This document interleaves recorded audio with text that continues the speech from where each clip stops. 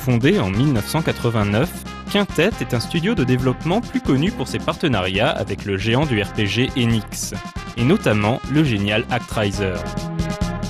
Mais ils sont également entrés dans la légende pour leurs actions RPG en vue du dessus, avec une série désormais connue par les fans sous le nom de Trilogie Gaia ou Trilogie Soul Blazer.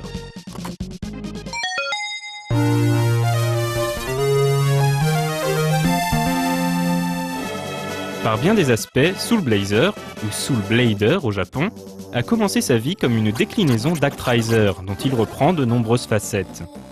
Comme dans Actraiser, le joueur est un demi-dieu envoyé par une entité appelée Gaia pour recréer le monde, détruit par un démon appelé Death Toll. En hackant et slashant les forces du mal, le joueur permet aux âmes de se réincarner et de recréer des villes et des villages. Après avoir permis la résurrection des 6 régions qui composent le monde, le héros peut alors pénétrer dans le monde du mal pour affronter Death Toll, qui se révèle être en réalité Dark Gaia, la sombre réflexion du maître du héros. Soul Blazer n'a pas spécialement marqué les esprits au moment de sa sortie, mais il établissait les thèmes récurrents qu'on retrouverait par la suite.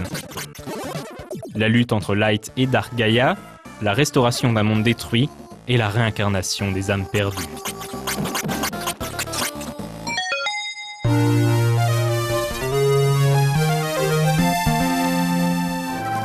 Sorti en Europe sous le titre Illusion of Time, ce deuxième jeu de la trilogie Gaia est souvent considéré comme un des meilleurs actions RPG de la Super Nintendo, aux côtés de Zelda 3 et de Secret of Mana.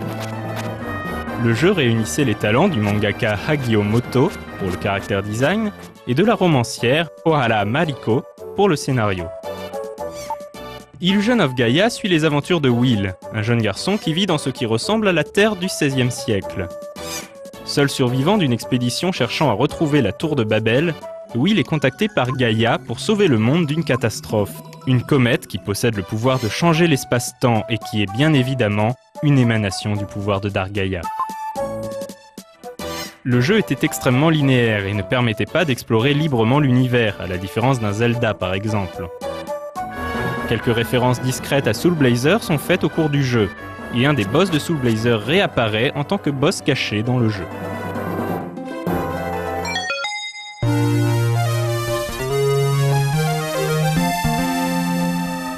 L'un des derniers jeux sortis sur Super Nintendo, Terranigma est une merveille injustement méconnue.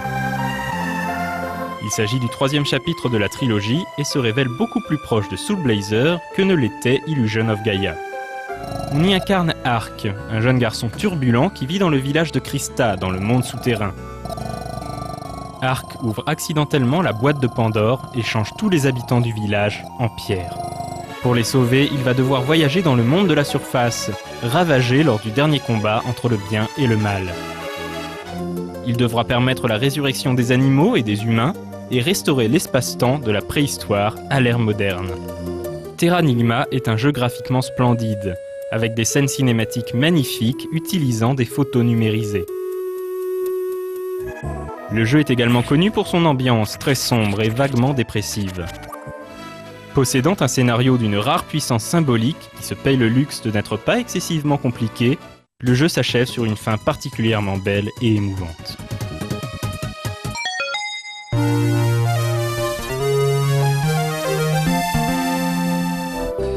S'il ne s'agit pas à proprement parler d'un épisode supplémentaire de la saga Soul Blazer, The Grand Stream Saga a été développé par la même équipe et on y retrouve de nombreux thèmes de la trilogie Gaia. Énorme succès au Japon à sa sortie, il s'agissait d'un des premiers RPG sur console à être entièrement en 3D temps réel. Le jeu ne fut pas très populaire en Occident, souffrant de la comparaison pas franchement justifiée avec Final Fantasy VII, et mérite d'être redécouvert. Quintet n'a pas produit de nouveaux jeux après la fusion d'Enix avec Squaresoft, mais la trilogie Gaia a trouvé un héritier spirituel dans les jeux Dark Cloud et Dark Chronicle de Level 5.